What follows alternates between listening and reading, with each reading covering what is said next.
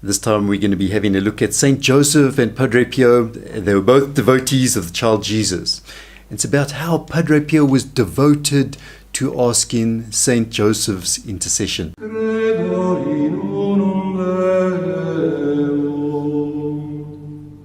Hello friends, on this channel we bring you a series of very short stories on the incredible life of our great saint Padre Pio, who was a Capuchin friar, mystic, tremendous miracle worker. Do stay tuned to find out more about him and to see what his intercession could do for you. And just a quick note, please do help us in our Padre Pio apostolate by liking the video and sharing the video with your friends and colleagues. Now in 2020 we commemorated the 150th anniversary of the proclamation of Saint Joseph as patron of the Universal Church, and that was by Pope Pius IX on December 1870. So Saint Joseph is in fact the patron of many things, of orphans, of workers, teachers, lawyers, countries, even the Universal Church. There's a whole long list of what he is the patron. And of course, the one we all know is of a happy or a good death. So what was Padre Pio's devotion to Saint Joseph like? We know that Saint Joseph was the husband of Our Lady and also the head of the Holy Family.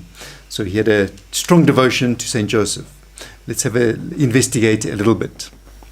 Now, some years before his death, Padre Pio asked that a photo of Saint Joseph be hung near to his cell. And his confreres, they noticed that every time he walked past, he would stop in front of the image of Saint Joseph, and then he would focus on the picture, and he would remain in silence for a time, obviously praying to Saint Joseph. And only much later did they make the connection and did they understand that Padre Pio was in fact praying for a happy death.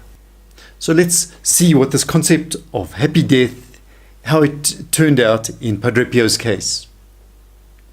Now, various Capuchins noticed that some weeks before Padre Pio died, before his death, they said the monastery of Our Lady of Graces, his monastery, seemed to have a different sort of sensation or feeling about it. So it was a sensible, perceptible thing. They said the corridors, the rooms, and the meeting areas of the monastery seemed to be just permeated, saturated by what they described as mystical silence. And at that time, no one even knew that Padre Pio was going to be dying shortly. So was this part of the good death, this mystical silence that just permeated everything? And when Padre Pio realized now that his end was near, he plunged himself deeply into prayers. He prayed a lot during his life, but now he really focused even more on prayer.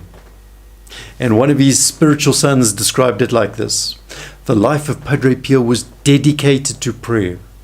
Right from these solitary prayers that he learned when he was a young child in Pietrelcina, to the Pater Noster, that is the Our Father, that he prayed in the last hours of his life, when he was profoundly aware of his impending departure.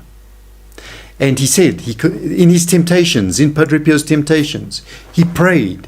In his joys, he prayed. In the many twists and turns that life tends to take, he prayed. In sickness, he prayed. God infused Padre Pio's total existence and actions, and this was done through prayer. So it brought God right into his life. And so we've seen here the importance that Padre Pio placed on prayer for a good death. And he even stepped up his prayers for a good death when he realized that the time was near, recommending himself particularly to Saint Joseph because he is the patron of a happy death.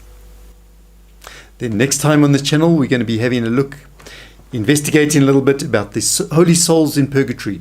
Is this concept of purgatory real? So we're going to be having a look at some of the foundations of it.